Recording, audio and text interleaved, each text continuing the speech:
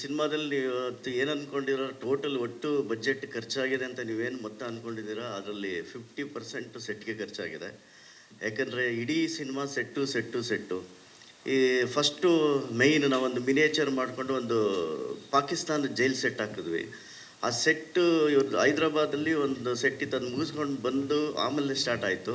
ಆ ಸ್ಟಾರ್ಟ್ ಆದಮೇಲೆ ನನಗೆ ಆ ಸೆಟ್ ಬಗ್ಗೆ ಎಲ್ಲರೂ ಒಂದು ಪ್ರಶಂಸೆ ಸಿಕ್ಕಿತ್ತು, ಎಲ್ಲ ಸಂತೋಷದ ವಿಷಯ ಆಗಿತ್ತದು. ಅದ್ರ ಜೊತೆಗೆ ಕರೆಕ್ಟಾಗಿ ನಮ್ಮ ಹೀರೋ ಒಂದು ಎಂಟ್ರಿ ಕೊಡ್ತಾರೆ ಆ ಗೆಟಪ್ಪಲ್ಲಿ. ಅವ್ರು ಬಂದಮೇಲಂತೂ ಸೆಟ್ ಇನ್ನೂ ದುಪ್ಪಟ್ಟಾಗಿ ತುಂಬ ಚೆನ್ನಾಗಿ ಕಾಣಿಸ್ಬಿಡ್ತು. ನಾನು ಹಾಕಿದ್ದಕ್ಕೂ ಅದಕ್ಕೆ ಹೆಂಗೆ ಅನಿಸೋದು, ಕರೆಕ್ಟಾಗಿ ಹಾಕಿದ್ದೀನಿ ಸೆಟ್ಟು ಅಂತ ಅವಾಗ ನನಗೆ ಖುಷಿ ಆಯಿತು. ಈ ಥರ ಸೆಟ್ಗಳು ತುಂಬಾ ಇದೆ, ಸಾಕಷ್ಟಿದೆ. ಆಮೇಲೆ ಪ್ರತಿಯೊಂದು ಸೀನಲ್ಲೂ ಸೆಟ್ಟು 75-80% ಫುಲ್ ಮೂವಿ ಬರೀ ಸೆಟ್ಗಳಿದೆ.